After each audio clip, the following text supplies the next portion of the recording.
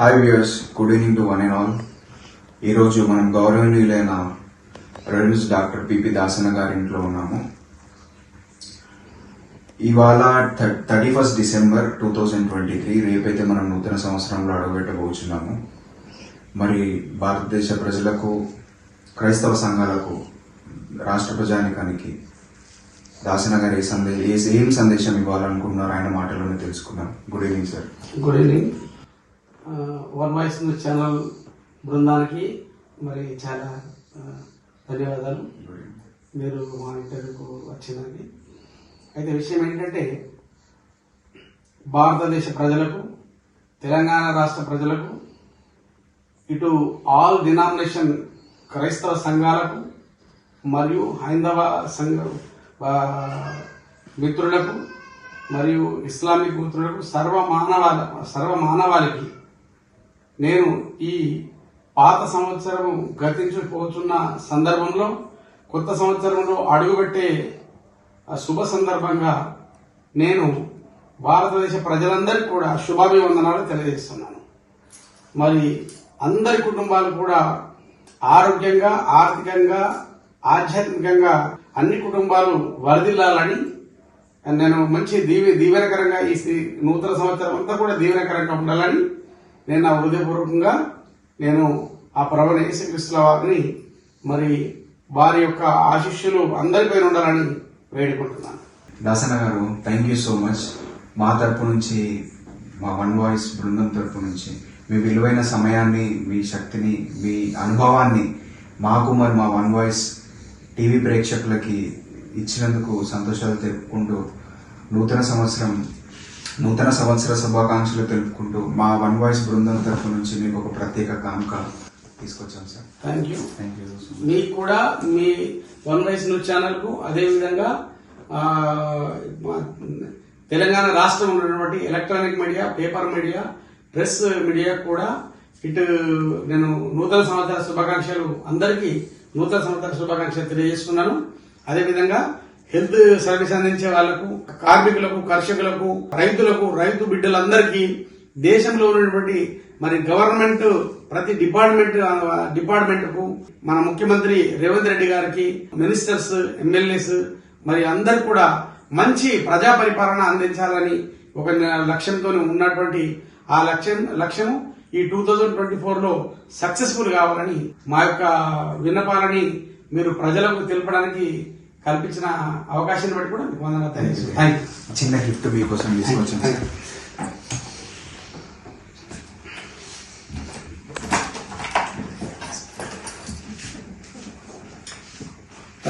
Thank you so much sir.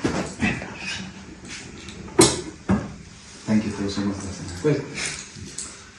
దాసన గారు. Not every child can afford a costly education నౌడేస్.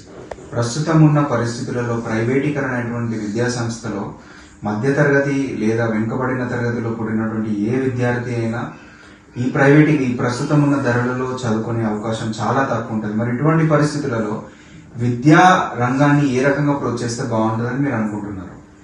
ఇప్పుడు పేదవాళ్ళు, మధ్యతరగతి వాళ్ళు ఎదుర్కొంటున్న సమస్యనే ఇది. ఈ ఎడ్యుకేషన్, గవర్నమెంట్ ఎడ్యుకేషన్ మీద మొన్న రేవంత్ రెడ్డి గారు, ముఖ్యమంత్రి గారు, గౌరవనీయులు ముఖ్యమంత్రి గారు చెప్పారు కదా, నేను మంచి ఎడ్యుకేషన్ ప్రజలకు అందిస్తాను, యువత వెనుకబడిన అందరికీ గవర్నమెంట్ స్కూళ్లలో, గవర్నమెంట్ హై స్కూళ్లలో మంచి ఇంగ్లీషు, మంచి ఎడ్యుకేషన్ అందిస్తాను. గవర్నమెంట్ కి నేను చేసే రిక్వెస్ట్ ఏంటంటే, ఈ ప్రైవేట్ వాళ్ళు జనగలు రక్తం పీల్చుకుంటున్నారు. అనేక మంది మినిస్టర్సే ఉన్నారు, అనేక మంది పెద్ద పెద్ద విఐపీలు మొత్తం ఎడ్యుకేషన్ ఒక కమర్షియల్ లాగా చేసి వాళ్ళ దగ్గర డబ్బు, టైం ఉండకపోతే ఎగ్జామ్ కూడా రాయనిస్తలేరు. అంత దారుణమైన పరిస్థితి ఉన్నది. కనుక తప్పకుండా గవర్నమెంట్ కు నా యొక్క విన్నపం ఏంటంటే, ఈ యొక్క వన్ వాయిస్ న్యూస్ ఛానల్ ద్వారా మంచి ఎడ్యుకేషన్ నిరుపేదలకు, ఈ ఉచిత డబ్బులు కాకుండా నిరుపేదలకు మంచి ఎడ్యుకేషన్, మిడిల్ క్లాసెస్ ప్రజలందరికీ రాష్ట్ర వ్యాప్తంగా, ఇటు దేశవ్యాప్తంగా బీజేపీ గవర్నమెంట్ కూడా నేను రిక్వెస్ట్ చేస్తున్నా. ప్రపంచమంతటా మంచి ఎడ్యుకేషన్ అందిస్తే ఆ ఎడ్యుకేషనే వాళ్ళకు ఎంతో శక్తినిస్తుంది. వాళ్ళు ఫ్యూచర్ లో వాళ్ళ కాలంలో వాళ్ళు నిలబడుకొని బతుకుతారు.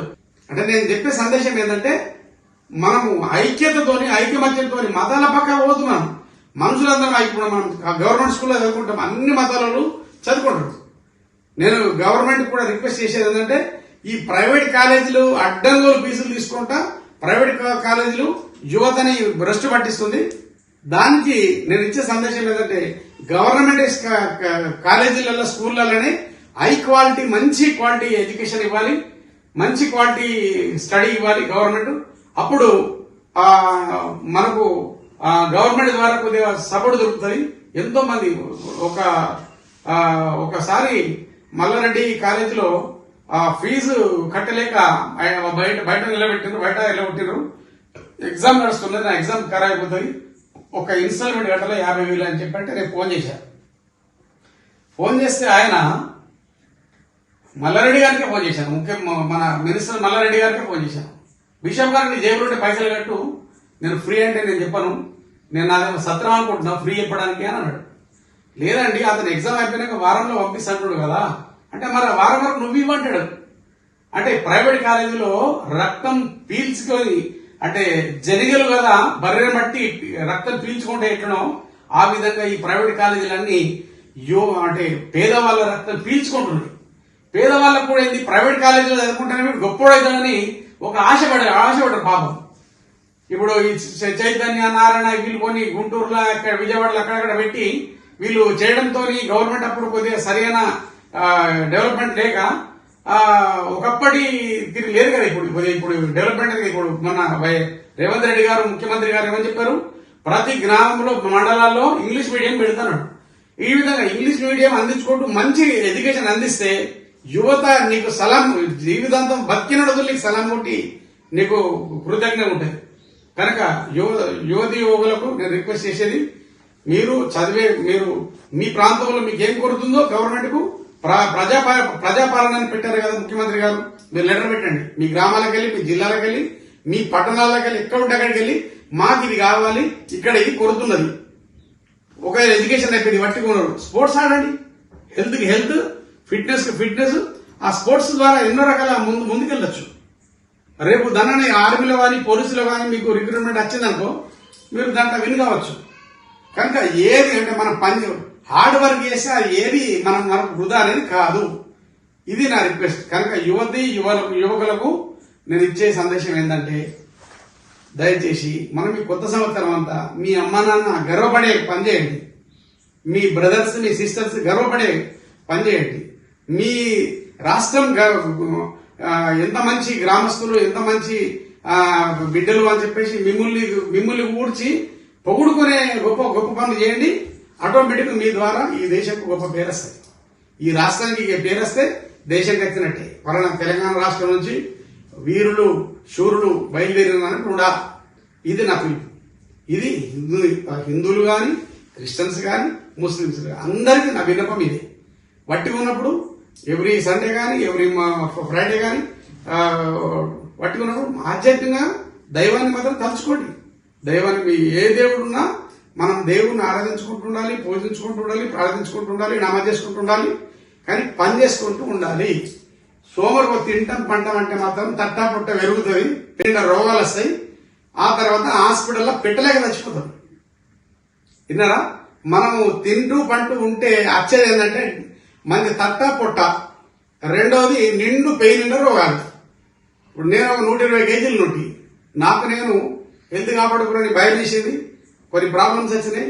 అయ్యో మరి హెల్త్ కాపాడుకోకుంటే ప్రాబ్లం అవుతుంది అనుకున్నా. మోకాల నొప్పులు, కిడ్నీల నొప్పులు, నడుము నొప్పులు ఇవన్నీ పోవాలంటే ఏం చేయాలని నాకు నేను కొన్ని జాగ్రత్తలు తీసుకొని పనులు చేసుకుంటున్నా. ఇప్పుడు కొంత హెల్త్ రికవర్ అయింది.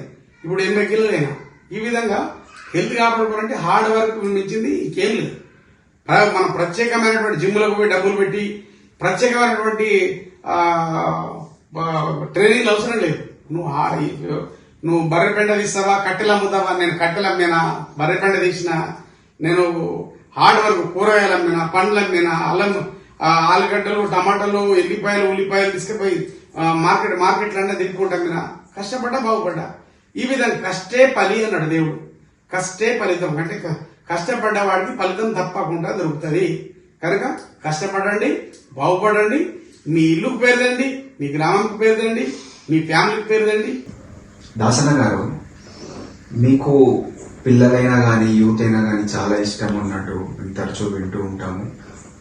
ఐడిఎఫ్ సంస్థ ద్వారా కూడా ఎంతో మంది పిల్లలు యూత్ వారు ఎంకరేజ్ చేయబడి వాళ్ళు రకరకాలుగా ఉపాధి కల్పించుకున్న విషయం మనకు తెలిసిందే. ఈ సందర్భంలో మరి కొత్త నూతన సంవత్సరం సందర్భంగా మరి మీరు యువతకి ఏ సందేశం ఇవ్వాలనుకుంటున్నారు? యువతకు నేను ఒకటే చెప్పదలుచుకుంటున్నాను. గ్రామాలు మొదలుకొని గ్రామాలు అభివృద్ధి చెందితే మండలాలు అభివృద్ధి చెందుతాయి, మండలాలు అభివృద్ధి చెందితే జిల్లాలు అభివృద్ధి అవుతాయి, జిల్లాలు అభివృద్ధి అయితే రాష్ట్రం అభివృద్ధి అవుతుంది, రాష్ట్రం అభివృద్ధి అయితే భారతదేశం అభివృద్ధి అవుతుంది, భారతదేశం అభివృద్ధి అయితే ప్రపంచమే ఒక గ్రీనరీగా నా ఇంటర్నేషనల్ దాసన ఫౌండేషన్ ఐడిఎఫ్ లో నా విజన్ రాసిన దాంట్లో. అయితే ఇక్కడ ఈ అభివృద్ధి అనేది దేంతో జరుగుతుంది? మాటలతో జరుగుతుందా? కాదు, యువతతోని మనుషులతోని. మనుషులందరూ కూడా మేలుకోవాలంటే ఎవరో ఇచ్చేదానికి మనం బానిస కావద్దు. ఎవరో ఫ్రీగా వస్తుందనే దాని కొరకు మనము ఫ్రీ అంటే పినాయిల్ లాగే ఆలోచన మర్చిపోవాలా.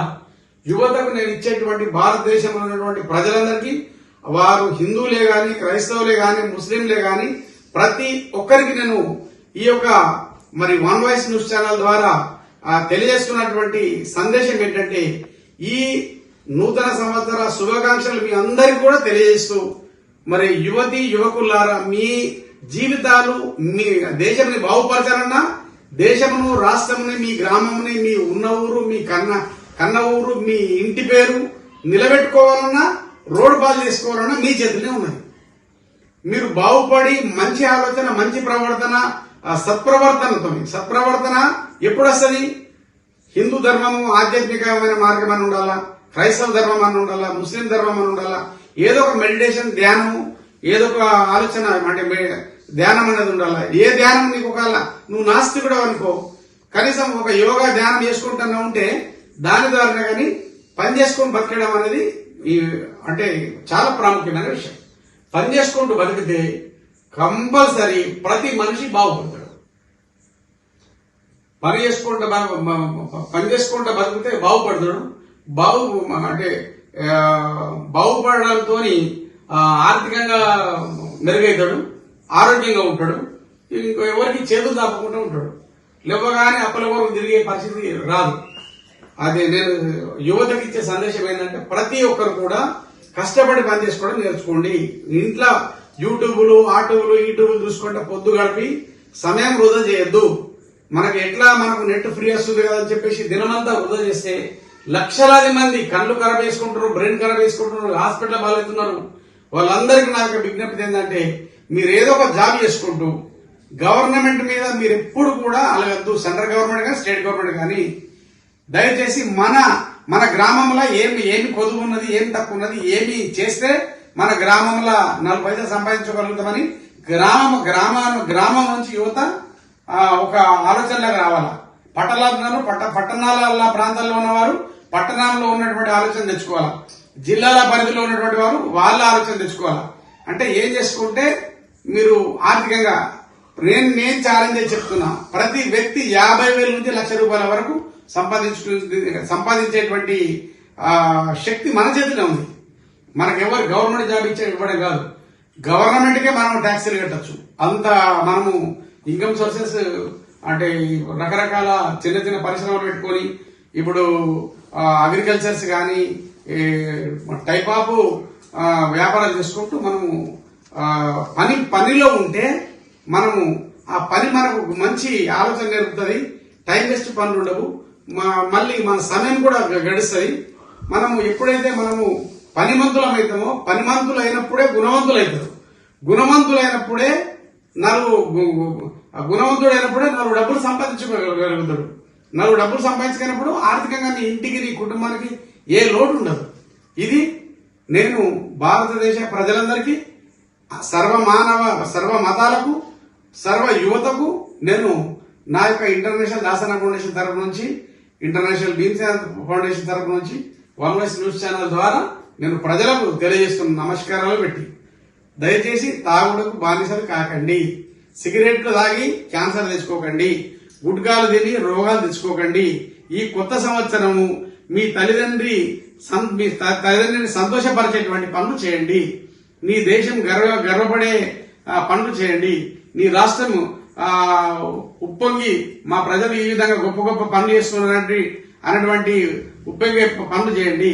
మీ గ్రామము, మీ ఫ్యామిలీస్, మీ రిలేషన్స్, మీ చుట్టుపక్కల వారు అందరు కూడా అబ్బా మొన్నటి వరకు వీడు సోమరిపోతుగా ఉండే, తిరిగిపోతుండే, తాగుపోతుండే, తిండిపోతుండే, అదురుపోతుండే కానీ వీడిప్పుడు ఎంత మంచి జ్ఞానవంతుడైండి అని చెప్పేసి నిన్ను గురించి నీ ఊరు వాళ్ళు, నీ ప్రజలు, నీ రాష్ట్రము, నీ దేశము పొగడాల. అప్పుడే మన దేశం ఆటోమేటిక్ ప్రపంచంలో ఒక అగ్రరాజ్యం తయారవుతుంది.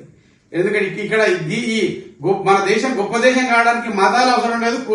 ఈ మత పిచ్చి, కుల పిచ్చి ఇవన్నీ రోజులు ముందుకు పోమే ఎక్కగరాము.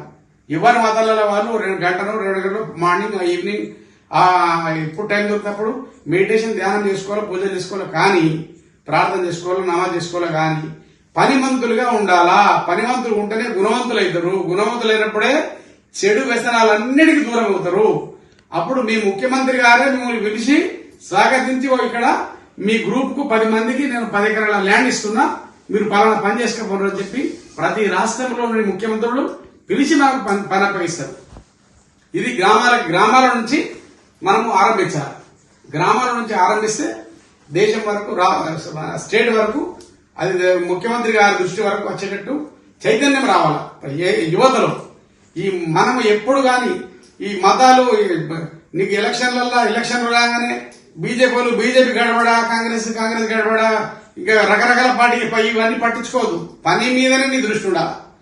వాడెవడో ఫ్రీగా పినాయిల్ వస్తుండు, సార వస్తుండు, గుడంబ వస్తుండు, విస్కీ వస్తుండు అని చెప్పేసి 500 రోజుకు 1000 రూపాయలు ఇస్తుండు, 2000 ఇస్తుండు అని తిరిగితే నీ బతుకు కుక్క బతుకు అవుతుంది. దయచేసి మిత్రులారా, స్నేహితులారా, యువతరం మీ అందరికి రిక్వెస్ట్ చేస్తున్నా, మన బతుకులు పులి వలె ఉండాలా, సింహం వలె ఉండాలంటే మనము పని చేసుకుని బతకాలా. ఎవరికి తల వంచే అవసరం ఉండదు. ఇక మనము వాడు 500 ఇస్తే, వీడు 500 ఇస్తే కకృతి పడి మనం కలదకుండా బతుకుతే మాత్రము కుక్క బతుకు మనది అయిపోయింది.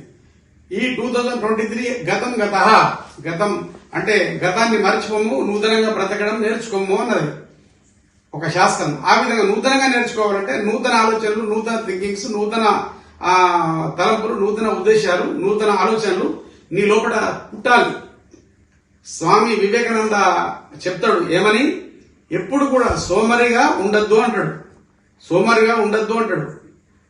ఇంపాసిబుల్ హాస్ పాసిబుల్ అంటే ఏదైతే అసాధ్యమో దాన్ని సాధ్యముగా చేయాలంటాడు. దాసన గారు కాంగ్రెస్ మేనిఫెస్టోలో 6 ఉచిత పథకాల గురించి వారు సంభాషించారు. ఈ ఇచ్చిన 6 ఉచిత పథకాలలో ఏ ఉచిత పథకం సక్సెస్ఫుల్ అవుతుంది, ఏ ఉచిత పథకము ఫెయిల్ అవుతుంది అని మీరు ఊహిస్తున్నారు? అంటే ఉచిత పథకాలలో ఇప్పుడు రైతులకు రైతే రాజు కావాలి అనేటువంటి ఆలోచన చాలా మంచిది. రైతులకు సపోర్ట్ చేయడము దాంట్లో డౌట్ లేదు. ఒకటి. రెండవది, ఈ సిలిండర్ విషయంలో కూడా పేదవాళ్లకు ఇవ్వడము అది చాలా బాగుంది. మహాలక్ష్మి పథకం కూడా చాలా బాగుంది. అన్ఎంప్లాయ్మెంట్ కు ఒకటి ఏంటంటే, అన్ఎంప్లాయ్మెంట్ కు నెలకింత నిరుద్యోగులకు ఇంత డబ్బిస్తా అని చెప్పి ప్రకటించారు. అది లేదు. మహాలక్ష్మి పథకము మహిళలకు పెళ్లి, ఏ ఇంట్లో పెళ్లి ఆ ఇంట్లో పైసలు బంగారం ఇస్తున్నారు. అలా కాకుండా అది ఓకే, కానీ అన్ఎంప్లాయ్మెంట్ కు, నిరుద్యోగులకు అనేటువంటి ఆ విషయంలో నిరుద్యోగులకు డబ్బులు ఇచ్చేది కాదు. నిరుద్యోగులకు ఏం చేయాలంటే ఉపాధి కల్పించాలి.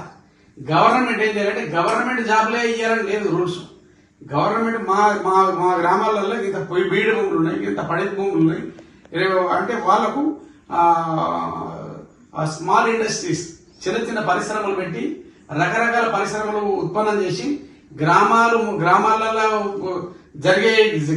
జరగాల, మండలాల్లో జరగాల, జిల్లాలలో జరగాల, స్టేట్ వైజ్ జరగాల. పరిశ్రమలు అంటే చిన్న పరిశ్రమలు మొదలు పెడితే పెద్ద పరిశ్రమల వరకు పరిశ్రమల మీద దృష్టి పెట్టాలి. ఇప్పుడు మంచి గొర్రెల పెంపకము, ఆవుల పెంపకము, కోళ్ల పెంపకము, ఈ స్పెరోడినా పెంపకము, చేపల పెంపకము, ఇవి ఆంధ్రలో ఎంతో చెరువులు, పీతలు, రొయ్యలు, ఎన్నో రకాల పెంపకాలు ఉన్నాయి. ఈ విధంగా మనము ప్రతి వ్యక్తికి అన్ఎంప్లాయ్ ఉన్నాడంటే మనుషులు కూడా ఏమైనా నాకు ఈ నెల 4000 పడతాయన్నావు, 5000 పడతాయన్నావు, 10,000 పడతాయన్నావు ఇయ్యాలని చెప్పి గవర్నమెంట్ మీద తిరగబడడం కాదు. మన గ్రామాలలో మనకు ఏ వసతులు ఉన్నాయి, ఏమి డెవలప్మెంట్ చేసుకుంటే మనం బాగుపడతాం, 10 మందికి అన్నం పెట్టగలుగుతాం, మనం బాగుపడుతూ ఇంకా 10 మందికి అన్నం పెట్టగలుగుతాం అనేటువంటి ఆలోచన వాళ్ళే థింక్ చేసుకొని గవర్నమెంట్ కు లెటర్ పెట్టాలి. ఇక్కడ ఒక 5 ఎకరాల భూమి ఉన్నది, దీంట్లో మేము పుంటి కూర ఉంది. ఎగ్జాంపుల్, పుంటి కూర ఇటు ఆకు ఉన్నన్ని రోజులు ఆకు పుంటి కూర ఆకు అమ్ముకోవచ్చు, అది పెరిగిన తర్వాత దాని విత్తనాలు అమ్ముకోవచ్చు, అది పెరిగిన తర్వాత దాన్ని పుంటి నార తీసి తాళ్ళకు అమ్ముకోవచ్చు. ఈ ప్రపంచంలో మంచిని పెంచు ప్రేమను పంచాలి మా జీసస్ బైబిల్లో ఎందుకనంటే మంచిని పెంచాలా ప్రేమను పంచాలా. ఇది ఉంటే అన్ని కులాలకు అన్ని మతాలకు అసలు ఆర్థికంగా ఆరోగ్యంగా ఏ లోటుపాటు ఉండదు. ఎందుకంటే పని చేసుకుని బతికినప్పుడు చెమట పోయినప్పుడు బ్యాడ్ కొలెస్ట్రాల్ తగ్గిపోతుంది, గుడ్ కొలెస్ట్రాల్ పెరుగుతుంది, ఆరోగ్యంగా ఉంటాడు. వాడు ఆరోగ్యంగా ఉంటాడు, ఆర్థికంగా వరదిల్లుతాడు. అప్పుడు ప్రతిదానికి గవర్నమెంట్ మీద ఆధారపడు. పోస్ట్ వచ్చినప్పుడు గవర్నమెంట్ పోస్ట్ వచ్చినప్పుడు పొందుకుంటాడు. కానీ అప్పటి వరకు గవర్నమెంట్ స్కీములు పెట్టుకుంటూ ఉంచే వరకంటే ఆ స్కీముల మీద ఆశపడతా ఉంటాడు. అట్లా కాకుండా ప్రతి వ్యక్తికి అసలు మన దేశంలో ఎన్ని రకాల పంటలు పండుతాయి. మన రాష్ట్రంలో, మన తెలంగాణ రాష్ట్రంలో మనకు పుష్కలమైనటువంటి నీరు ఉన్నది, మన నీరుకు తగ్గట్టు భూములు కూడా ఉన్నవి. కానీ నీకు లక్షల ఎకరాలు. దయచేసి ఈ యొక్క వన్ వాయిస్ న్యూస్ ఛానల్ నేను చెప్తున్నటువంటి ఈ స్పీచ్ మరి ముఖ్యమంత్రి రేవంత్ రెడ్డి గారి దృష్టికి వెళ్లే వరకు అందరూ మరి దీన్ని షేర్ చేయాలని నేను రిక్వెస్ట్ చేస్తున్నాను. ఎందుకంటే ప్రతి గ్రామం నుంచి మొదలుకొని జిల్లాల వరకు ఇటు పట్టణాల వరకు ఎక్కడెక్కడ బడీలు భూములు ఉన్నాయో ఆ భూములన్నీ క్లీన్ చేసి భూములన్నిట్లలో పంటలు పండించుకోవడానికి ఒక గ్రూపు, 10 మందికి ఒక గ్రూపు, 5గురికి ఒక గ్రూపు, 12 మందికి ఒక గ్రూపు, 20 మందికి ఒక గ్రూప్ తయారు చేసి వాళ్ళకు ఒక్కొక్క రకమైన ఔషధాలు పండిస్తే ఔషధాలతో ఎంతో ఇప్పుడు ఫ్లెక్సీ ఇప్పుడు ఔషధాలు పండించవచ్చు, నువ్వులు పండించవచ్చు, రావులు పండించవచ్చు, నల్ల నువ్వులు పండించవచ్చు, జీలకర్ర పండించవచ్చు, నల్ల జీలకర్ర పండించవచ్చు. ఎన్ని రకాల ఇట్లా ఇప్పుడు తెల్లావాలు పండించవచ్చు, నల్లావాలు పండించవచ్చు. ఇటు అంటే టైప్ ఆఫ్ హర్బల్స్ ఉన్నాయి, వెజిటబుల్స్ ఉన్నాయి. ఇవన్నీ పండించుకుంటే మనం ఏదో వేరే రాష్ట్రాలకు వెళ్ళి కొనుకొచ్చుకునే అవసరం లేదు. మనము మన భూములన్నీ సారవంతమైన భూములని ఎక్కడైతే పడుతున్నాయో వాటిని మనం రన్నింగ్ లోకి తీసుకుంటే అసలు డబ్బులు అసలు ఎంప్లాయ్మెంట్ అనేది నిర్మూలన చేయండి. చాలా చెప్తున్నాను నేను. దేశం మన తెలంగాణ ఎక్కడికి వెళ్ళి అప్పులు తెచ్చుకునే అవసరం లేదు, ఎక్కడ మనము పైసలు తిరిగిన అవసరం లేదు. తెలంగాణ రాష్ట్రం ఒక 5 సంవత్సరాలు రేవంత్ రెడ్డి గారు ముఖ్యమంత్రి ఉండని రోజులు ప్రతి ఎకరం ఏ ఒక అర్ధ ఎకరం కూడా వృధా లేకుండా ప్రతి ఎకరం మీద ఈ పంటలు దిగింది. మామూలుగా అంటే అంటే ప్రతి ఒక్క పంట తీసి దాని మీద చేయొచ్చు. ఇట్లా పడుతుంటే కూడా ఆ వేస్టేజ్ తోని ఇవాళ ఏది సిఎన్జి ఆయిల్స్ తీయచ్చు, సిఎన్జి గ్యాస్ ఉంది కదా, సిఎన్జి గ్యాస్ తయారు చేయొచ్చు వేస్టేజ్ తో కూడా. ఈ ప్రపంచంలో వేస్ట్ అనేది లేనే లేదు. ప్రతి దాంతో డబ్బును తయారు చేయొచ్చు. అక్కడ ఏంటంటే వేస్ట్ అనే దాని దగ్గర ఒక శ్రమజీవి కావాలా, 10 మంది కలవాలా. అది వాళ్ళు ఈ పనికి ఆహారం పథకం అనేది పారలు పట్టుకుని గడపలు పట్టుకుని పోతారు. ఒక గంట 2 గంటలు అటు ఇటు తెచ్చి నెలకు రోజుకు వాళ్ళకు ఏదో 200 300 వేస్తారు. అట్లా కాకుండా ప్రతి ఒక్కరు ఒక 10 నెలలు పెట్టాలి. అప్పుడు 100% ఆర్థికంగా ప్రజలందరూ బాగుపడతారు. ఇది నా యొక్క ముఖ్యమంత్రి గారికి నా విజ్ఞప్తి. దాసన గారు, ప్రస్తుత సందర్భాలలో దేశ రాజకీయాలు ఒక దిశ వైపు నడుస్తూ ఉంటే రాష్ట్ర రాజకీయాలు మరో దిశగా నడుస్తున్నట్టు మనం చూస్తున్నాము. దేశంలో సెంట్రల్ స్థాయిలో ఇజ్రాయెల్తో ఉన్న సత్సంబంధాల వల్ల, ఇజ్రాయెల్కి ప్రస్తుతం ఉన్న యుద్ధ కారణాల వల్ల ముస్లింలని వద్దనుకుంటూ భారతదేశ ప్రభుత్వానికి వాళ్ళు 1,00,000 మంది ఉద్యోగులు నిర్మాణ రంగంలో కావాలని అర్జీ పెట్టుకున్నారు. అలాగే రాష్ట్రంలో ఉన్న ప్రస్తుతం కాంగ్రెస్ మేనిఫెస్టో ప్రకారము 6 ఉచిత హామీ పథకాలను వారు ప్రజలకి ఇస్తామని ఒప్పుకుంటూ, అలాగే ఉద్యోగ విషయంలో కూడా వాళ్ళు నిర్మాణ రంగంలో కానీ పనికి ఉచిత ఆహార పథకం లాంటి ఎన్నో విషయాలు వారు మాట్లాడారు. మరి వాటిపైన మీరు ఏం చెప్పాలనుకుంటున్నారు? అంటే ఇప్పుడు ప్రధానమంత్రి గారికి ఇజ్రాయెల్ ప్రెసిడెంట్ గారు అక్కడ 1,00,000 మంది భారతీయులను మాకు వర్కర్స్ గా అక్కడ అంటే వాళ్ళకు ఉపాధి కల్పిస్తాము, మాకు ఎంప్లాయీస్ కావాలని ఎందుకన్నారంటే అక్కడ ఇస్లామిక్ ని నమ్మలేని పరిస్థితి అయిపోయింది. అక్కడ అందులో ఉగ్రవాదులు వస్తుండ్రా, తీవ్రవాదులు వస్తుండ్రా, హమాస్ వాళ్ళు వస్తుండ్రా అర్థం కాకుంటుందని చెప్పేసి వారు మన భారతీయుల్ని వాళ్ళు ఇష్టపడరు. తప్పకుండా మన భారతదేశం మన ప్రభుత్వం ప్రధానమంత్రి గారు కూడా చెప్పారు, తప్పకుండా మేము సహకరిస్తామని. విడతల వారీగా 10,000 30,000 మంది అట్లా స్టెప్ బై స్టెప్ పంపిస్తున్నారు. మన వాళ్ళు కూడా ఎంప్లాయ్మెంట్ దొరుకుతుంది. దానివల్ల మరి వాళ్ళు బాగుపడతారు, వాళ్లకు కూడా మంచి జరుగుతుంది, మనకు కూడా మంచి జరుగుతుంది. రాష్ట్ర ప్రభుత్వం విషయంలో ఏంటంటే ఆ రాష్ట్రం మన ఇజ్రాయెల్ దేశము అంటే నా మనసులో నాకు అనిపిస్తుంది మన దగ్గర ఉన్నంత నీటి వనరులు లేవు ఇజ్రాయెల్. అయినా ఉన్నటువంటి ఒకే ఒక యోర్దాను నది, ఒకే ఒక నది వల్లనే వాళ్ళు దేశవ్యాప్తంగా అలా చిన్న రాష్ట్రం అది కొన్ని వందల వేల కిలోమీటర్లనే ఉంటుంది, అంటే 100 కిలోమీటర్లనే ఉంటుంది. అయినా వాళ్ళు ప్రపంచాన్ని శాసించేంత గొప్ప జ్ఞానవంతులు, మేధావులు, శ్రమజీవులు, హార్డ్ వర్కర్స్. నేను పీజీలు చేసినా, డిగ్రీలు చేసినా, పట్టాలు ఉన్నాయని చెప్పేసి విర్రవిగరు. మన దగ్గర మన విర్రవిగడం ఎక్కువ, పని తక్కువ. సోమర్థనం మెయిన్ మన దగ్గర ఏంటంటే మన దగ్గర సోమర్థనం. ఇప్పుడు ఈ అంటే ఈ ఉచిత పథకాలు అసలు పెట్టడం అనేది అది గవర్నమెంట్ ఓట్ బ్యాంకింగ్ కొరకు ఓటుకు ఎలక్షన్ మూమెంట్ లో చెప్పుకుంటారు, ఇది చేస్తారు కూడా. కానీ కేసీఆర్ గారు పథకాలు పెట్టారు. లాస్ట్ ఇప్పుడు రేవంత్ రెడ్డి గారు సీఎం గారు వచ్చిన తర్వాత ఏమైపోయింది, ఇన్ని అప్పులు చేసి పథకాలు పెట్టి అప్పులు చేసి మా అప్పుల భారం పెట్టిపోయింది అని చెప్పి అన్నారు.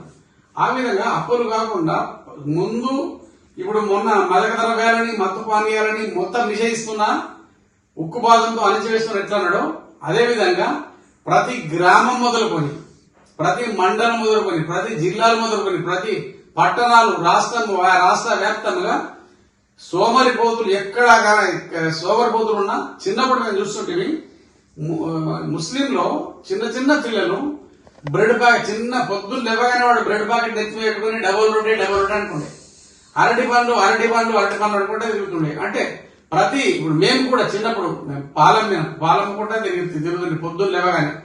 అంటే 1970, 60, 50 ఆ సంవత్సరాలలో ఇంత సోమరిపోతనం లేదు. అప్పుడు చురుకైనటువంటి అంటే శ్రమజీవులు చాలా. ఇప్పుడు ఏమైపోయిందంటే ఈ పథకాలు ఏబట్టి సోమరిపోతులు తయారవుతున్నారు. అంటే ముఖ్యమంత్రి గారు తీసుకున్న నిర్ణయాలు మంచి అయినప్పటికీ గవర్నమెంట్ మీద భారం పడకుండా ఆయన నాకు నా అంతరాత్మలో ఉన్న ప్రేరణ నేను చెప్తున్నా. నేను అతనికి చెప్పేంత గొప్ప వ్యక్తిని కాదు. కాకపోతే ఒకటే, సోమరిపోతుల్ని తాగుబోతుల్ని ఎట్లా అరికట్టాలన్నాడో సోమరిపోతుల్ని కూడా మొత్తం ఎక్కడ సోమరిపోతులు లేకుండా ప్రతి గ్రామంలో గ్రామ పంచాయతీ ఉంటుంది కదా, ఆ గ్రామ పంచాయతీలో సోమరిపోతులందరికీ ఒక పందాలు పెట్టారు.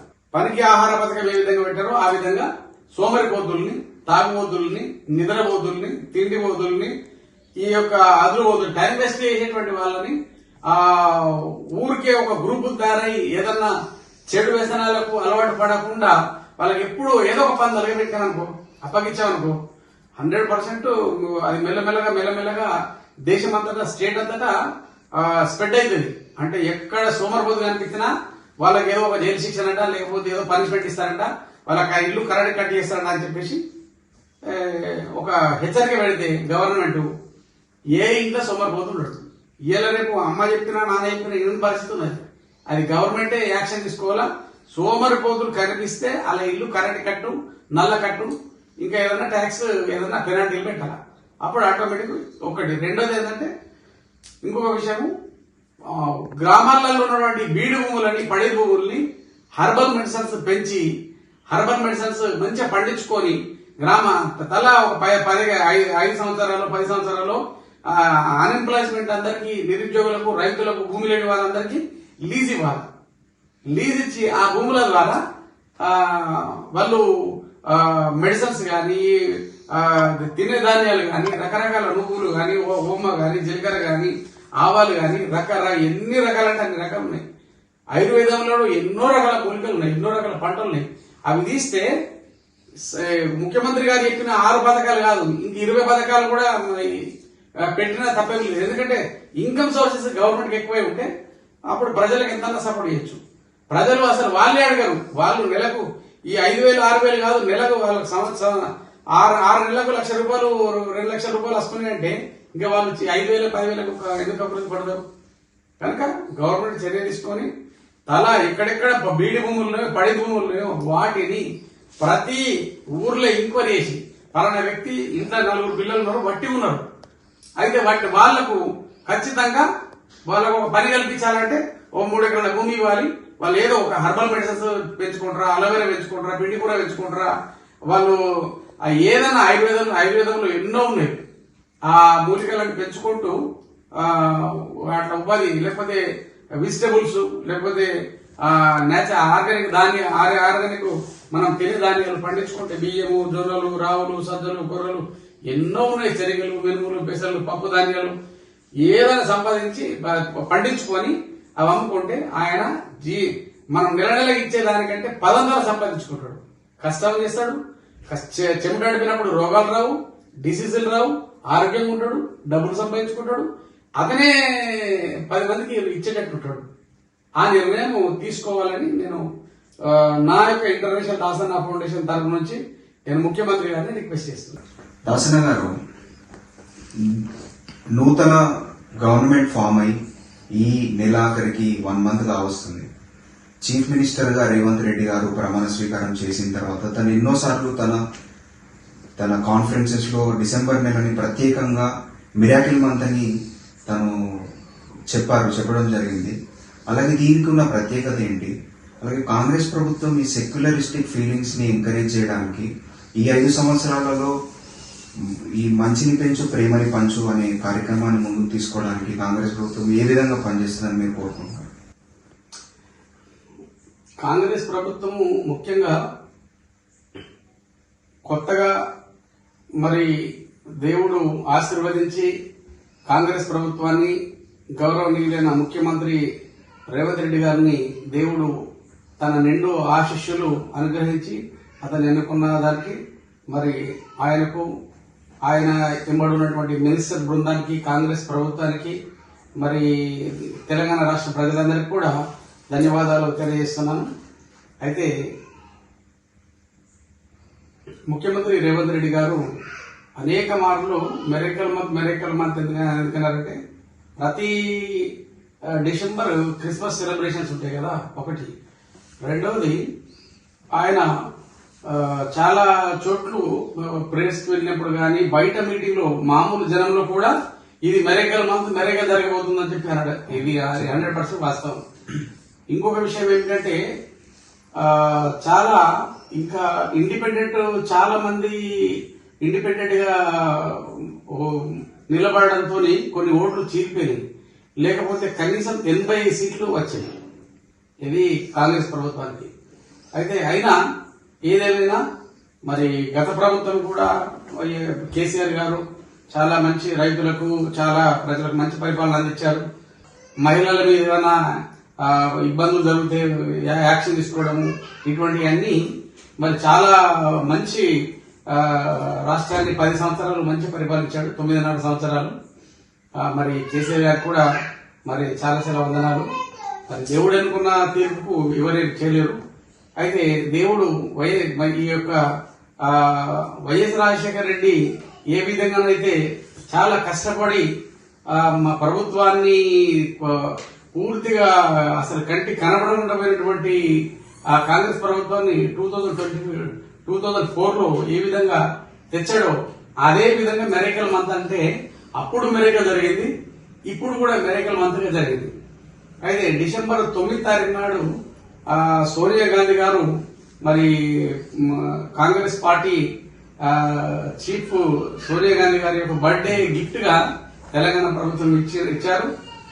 దాన్ని బట్టి మరి ఈ మెరికల్ మంత్ కంపల్సరీ దేవుడు ఏదైనా మెరికల్ చేస్తాడని చెప్పి అన్నాడు. దాన్ని బట్టి 100% దేవుడు కూడా ఆయన, ఎందుకంటే మనం అనేక సార్లు దేన్నన్నా పాజిటివ్ థింకింగ్ తోని దేన్నన్నా అంటా పోతే అది పాజిటివ్ అవుతుంది, నెగటివ్ థింకింగ్స్ ఉంటే నెగటివ్ అవుతుంది. ఆ విధంగా ఆయన థింకింగ్ పాజిటివ్ ఉండే, ప్రజల థింకింగ్ పాజిటివ్ ఉండే, దేవుడి ఆలోచన కూడా పాజిటివ్ ఉండే కనుక మెరికల్ జరిగింది. అదే మెరికల్ డే, మెరికల్ మంత్ కనుక దేవుడు ఆయన ఆశీర్వదించాడు. కానీ గత ప్రభుత్వం కంటే అద్భుతమైనటువంటి పరిపాలన ఈ 5 సంవత్సరాలు నడిపిస్తాడని నేను నమ్ముతున్నా.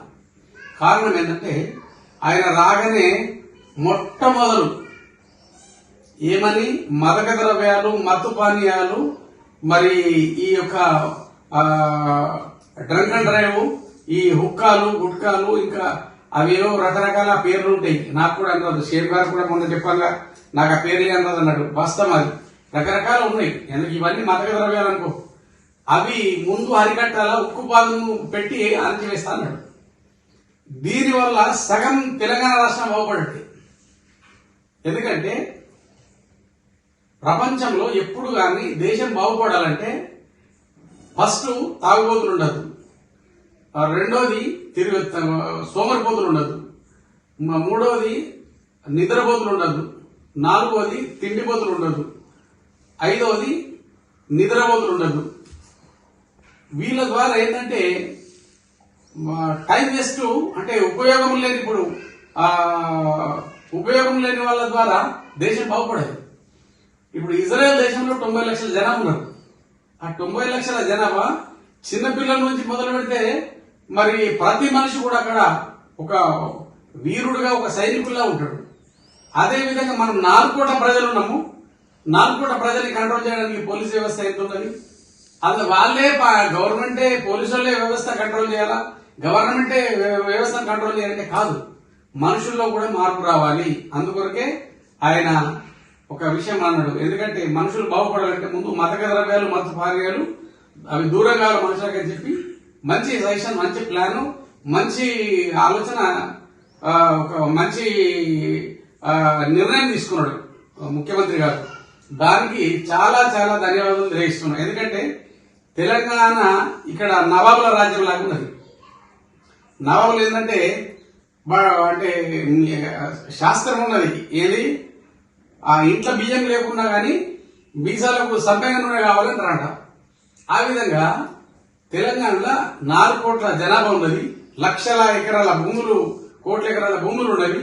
కానీ అందులో లక్షలాది ఎకరాలు ఇట్లా వేస్టేజ్ ల్యాండ్సే ఉన్నది. ఎంతో ఇప్పుడు అసలు అందరికీ ఇప్పుడు ఎంప్లాయ్మెంట్ లేని వాళ్ళందరికీ ఎంప్లాయ్మెంట్ గవర్నమెంట్ కల్పించాలనుకుంటే అద్భుతమైనటువంటి పరిపాలన జరుగుతుంది. అద్భుతమైనటువంటి పరిపాలన మరి ముందు కొనసాగుతుంది. ఈ మదక ద్రవ్యాలు, మత్తు పానీయాలు ఇవన్నీ నిషేధించి ఎక్కడ గ్రామాలల్లో, పట్టణాలల్లో, సిటీలలో ఎక్కడ కూడా ఈ పబ్బులు, క్లబ్బులు అవసరం. అవి దైవభక్తి కావాలంటే హిందూ మతం పెంచుకొని, క్రైస్తవ మతం పెంచుకొని, ముస్లిం అంటే ఆధ్యాత్మికమైనటువంటి వాతావరణంతో ఏమిటంటే మనుషుల్లో మార్పు వస్తుంది. ఈ మతక ద్రవ్యాలు, మత్తు పానీయాలతో సంత తల్లిని ఏం చేస్తాడో తెలియదు, తమ్ముడిని ఏం చేస్తాడో తెలియదు, భార్యని ఏం చేస్తాడో తెలియదు, పిల్లల్ని ఏం చేస్తాడో తెలియదు, అసలు ఎదుటోని ఏం చేస్తాడో తెలియదు. వీడు వీడు వీడు బాగుండి స్టేట్ పోయినా కానీ అచ్చటోడు తాగుబోతైతే పరిచయం కదా. ఒకవేళ అచ్చటోడు బాగుండి వీడు తాగుబోతైతే పరిచయం కదా. ఎన్నో యాక్సిడెంట్లు, ఎందరో మంది చిన్నపిల్లల్ని చదివించి పెంచి పెద్ద చేసిన తర్వాత ఎందరో మంది యాక్సిడెంట్లు వెళ్ళిపోవడం, కుటుంబాలు నాశనం కావడం. డ్రింక్ కాబట్టి దేశం నాశనం అవుతుంది. ఈ డ్రింక్ మీద తెలంగాణ తీసుకున్న నిర్ణయం నేషనల్ లెవెల్, భారతదేశం లెవెల్ నిర్ణయం తీసుకొని ఫస్ట్ మదక ద్రవ్యాలు, మత్తు పానీయాల్ని వాటి బానిసత్వంలో నుంచి ఆ సైతాను బంధకాలకెళ్ళి ప్రజల్ని కాపాడితే దేశం ప్రపంచ దేశాలకు ఒక అగ్రరాజ్యంగా నిలబడతాని, మన తెలంగాణ రాష్ట్రం ఇజ్రాయెల్ దేశం కంటే గొప్ప రాష్ట్రం అవుతుందని నేను నమ్ముతున్నాను. థ్యాంక్ యూ సార్, మీ విలువైన మాటలు మా ప్రేక్షకులతో షేర్ చేసుకున్నందుకు ఎంతో వందనాలు.